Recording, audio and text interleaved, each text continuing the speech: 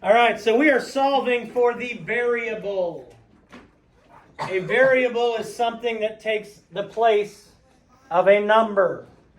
You've been solving for variables since you learned to add and subtract.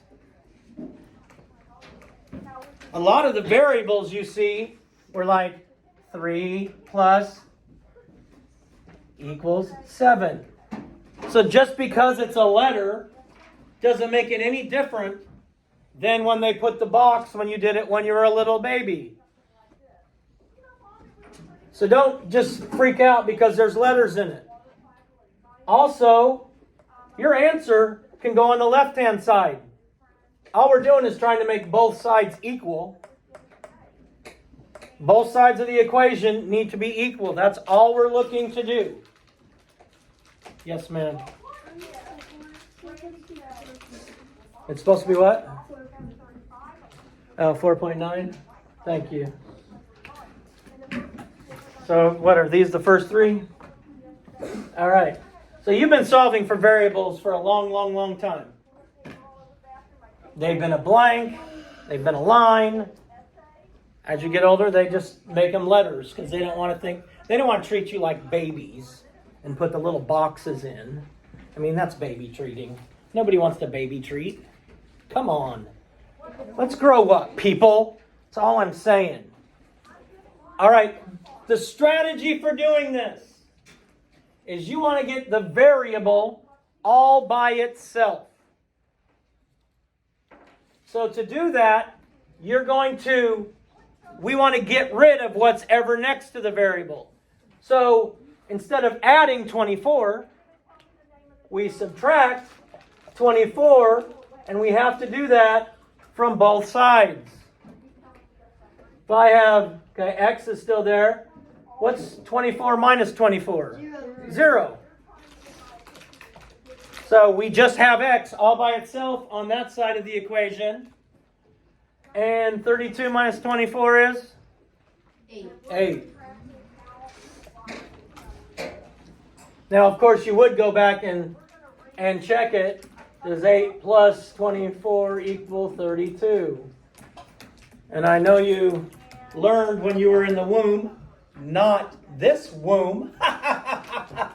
Never mind. Okay. You learned how to add so you could easily figure out the answers are correct. Same thing. The variable of r is on this side of the equation.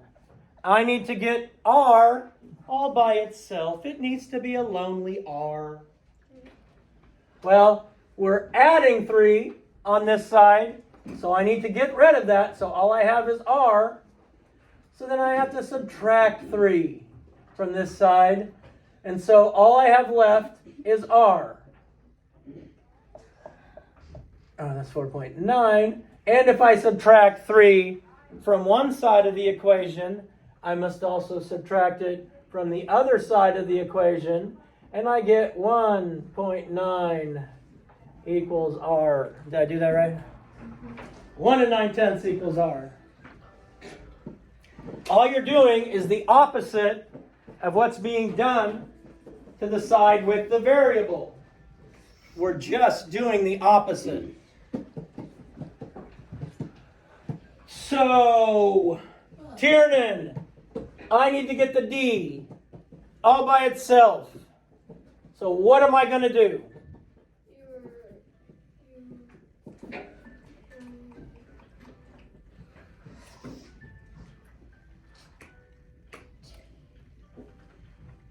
Kaylee? You're going to subtract 8/10 minus 2.9. 2.9. No? I have to have something bigger than 2 9/10 here, don't I? Because if I have something smaller than 2 9/10 and I subtract something from it, I'm going to get a number smaller than 2 9/10. Liv? Good. I am subtracting 0 8/10 on that side. I need to do the opposite. I need to add 0 8/10, and I'm going to add that to both sides. Now subtracting 0 and 8 tenths and adding 0 and 8 tenths leaves us with 0. So then I'm just left with the letter D. And 2 and 9 tenths plus 8 tenths, that's a 7. 3 and 7 tenths, is that correct? Yeah. Okay. We're just doing the opposite. So if you are subtracting the number on the side of the variable, then you add it. If you're adding the number on the side of the variable, then you subtract it. We're just doing the opposite. So let's look at 3 more. 1, 2, 3, 4. 12 plus n equals 28.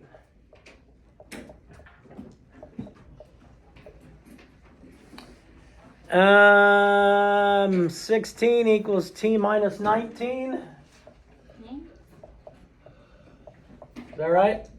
Am I messing these up? Tell me. And 125 equals n plus 85.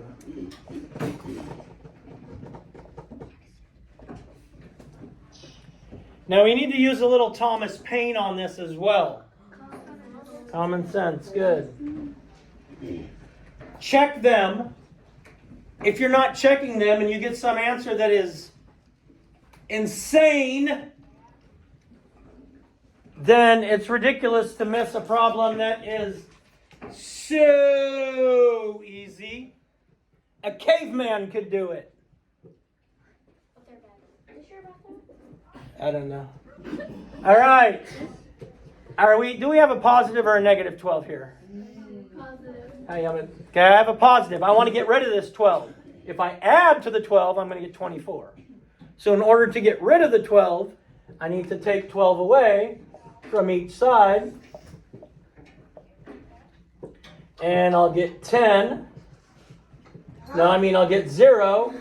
So I just have n equals, and I'll get 16. Does 12 plus 16 equal 28? Yes. Yes. So n equals 16. I need to get rid of the 19 on this side. If I subtract 19, I'm going to have negative 38. Oh, that's just cray-cray. Because that's a negative 19. That's a minus 19. So we want to do the opposite. So I'm going to add 19 to both sides. Because I can't get a number greater than 19 or less than 19 here. Because I can't subtract something less than 19. Or I can't subtract something from 19 from something less than 19. That would be cray-cray. So then I'm left with t on this side. And that's a 535.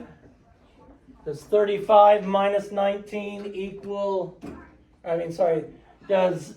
where are we at? Does 35 minus 19 equal 16? If I replace my variable, if I went 16 equals 35 minus 19, then all you have to do is actually do that subtraction and see if it works.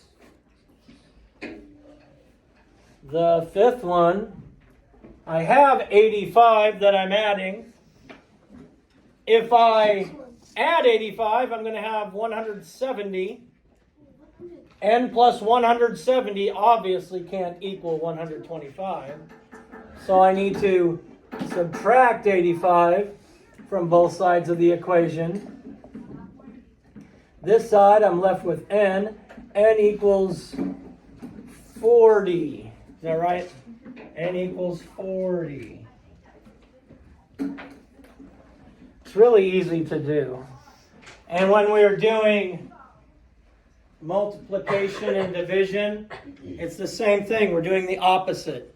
If it's a multiplication problem, you divide. If it's a division problem, you divide or multiply. And we'll do some of those. That's what I said too.